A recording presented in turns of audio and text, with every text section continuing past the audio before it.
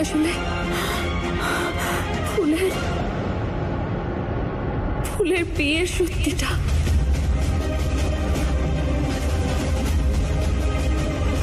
যেটা আপনার থেকে লুকোনো হয়েছে,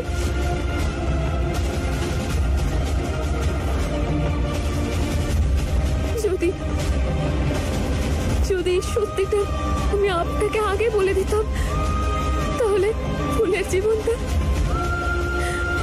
জীবনটা শেষ হয়ে যাওয়া থেকে বাঁচাতে পারতাম।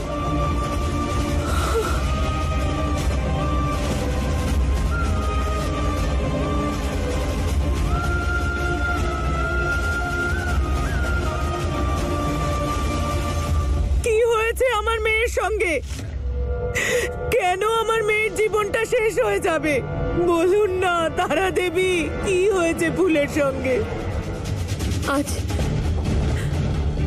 জন্মাষ্টমী। আজকের রাতে ভগবান কৃষ্ণের জন্ম হয়েছিল। আজ সেই কৃষ্ণপক্ষের রাত, যেদিন দেবকী মা নিজের অষ্টম সন্তানকে রক্ষা করার জন্য নিজের থেকে দূরে পাঠিয়ে দিয়েছিল। এবার আপনাকেও আপনার ফুলের জন্য সেইটাই করতে হবে। হ্যাঁ মা, আপনাকে ফুলকে রাজি করাতেই হবে, যাতে ওই বাড়িকে বংশধর দিতে তৈরি হয়ে যায়। এতে রাজি করানোর মতন কি আছে? এটা তো ধর্ম। ফুল কেন বারণ করছে? কারণ যে সত্যিটা ওর কাছ থেকে লুকানো হয়েছিল, সেই সত্যিটা এমন ভাবে ওর সামনে আনা হয়েছে যে না ওই সম্পর্কটাকে মেনে নিতে পারছে, আর না এই বিয়েটাকে। কি এমন সত্যি জেনেছে যে ও বিয়েটা মেনে নিতে পারছে না? ফুলকে ওই বাড়ির বউ করে নিয়ে যাওয়ার পেছনে একটাই কারণ ছিল, যে আপনার জামাই শোভন ঠাকুরের যে প্রথম স্ত্রী, সে ওই বাড়িকে বংশধর দিতে পারেনি। ফুল শোভনের বিয়ে করা দ্বিতীয় স্ত্রী।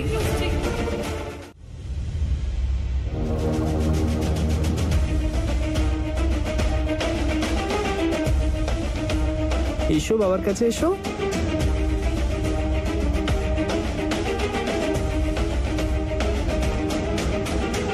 কেন জানি না অজয় বাবুকে আমার ভালো ঠেকছে না।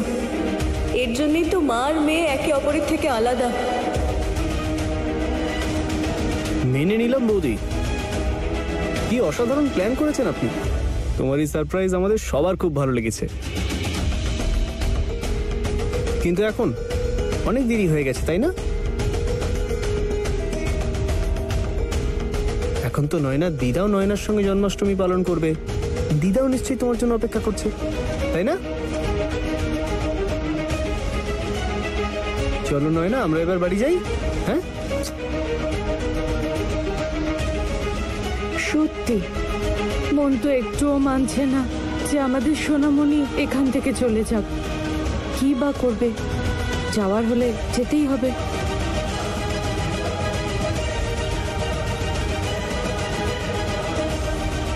এই কে আছো, গাড়ি বার করো সোনামণির জন্য। হ্যাঁ মাসি।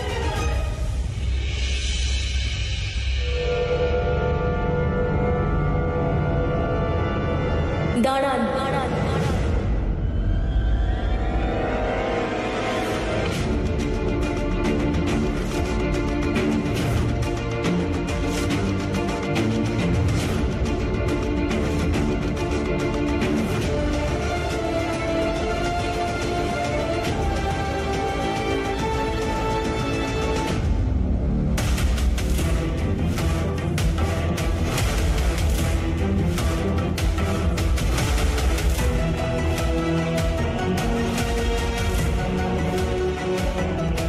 অজয় বাবা, ওকে ওর বাড়িতে নিয়ে যাও।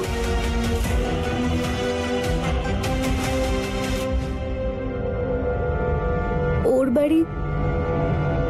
অজয়বাবু, ওর আসল বাড়ি তো এটাই, তাই না? তাহলে ওর তো এখানেই থাকা উচিত।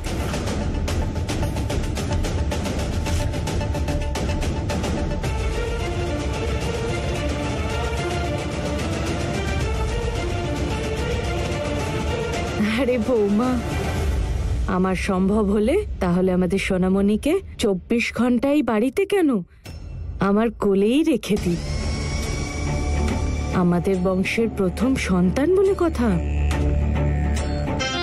কিন্তু দীপিকা বৌমাকে কে বোঝাবে? আমাদের দীপিকা বৌমা চায় আমাদের সোনা মামার বাড়িতেই বড় হোক।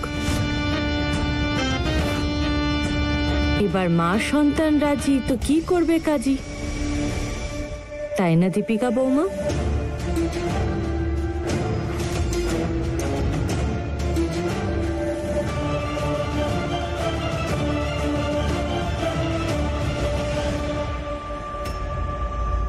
দ্বিতীয় স্ত্রী? হ্যাঁ মা, মা ঠাকুরনকে পণ্ডিতজি বলেছিলেন যে ফুলের কুষ্টিতে পুত্র সন্তান জন্মের যোগ আছে। যে যোগ ওই প্রথম স্ত্রীর কোনোদিন ছিলই না, না ওর কুষ্টিতে আর না ছিল ওর ভাগ্যে।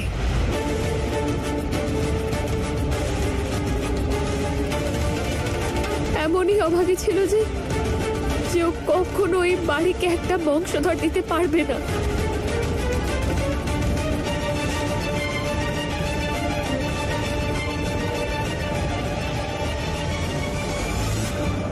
তারা দেবী, আপনি?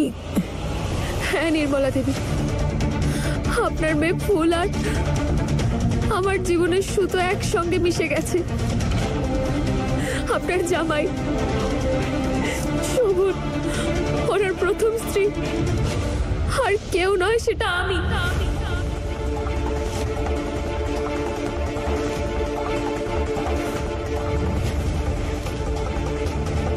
ওই অভাগী আমি যে ওই বাড়িকে একটা বংশধর দিতে পারিনি।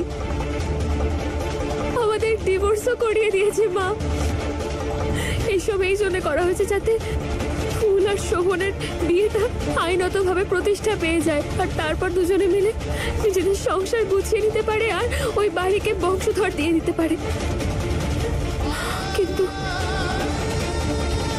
কিন্তু যদি ফুল ওই সম্পর্কটাকে না মানে, ওই বিয়েটাকে না মানে, আর ওই বাড়িকে একটা বংশধর না দেয়, তাহলে ওর খুব খারাপ অবস্থা করবে। ওরা ওই বাড়ি থেকে ওকে ওরা সবাই বের করে দেবে, আর তারপর ফুলের ওপর ত্যায্য স্ত্রী নামের কলঙ্কের দাগ লেগে যাবে, আর ওই দাগ নিয়ে ফুলকে সারা জীবন কাটাতে হবে। না আপনি নিজেকে কখনো ক্ষমা করতে পারবেন, আর না আমি নিজেকে ক্ষমা করতে পারবো।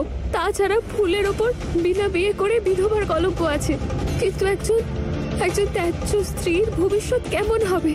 কেমন করে জীবন কাটাবে? কোথায় যাবে? কেমন ভাবে থাকবে?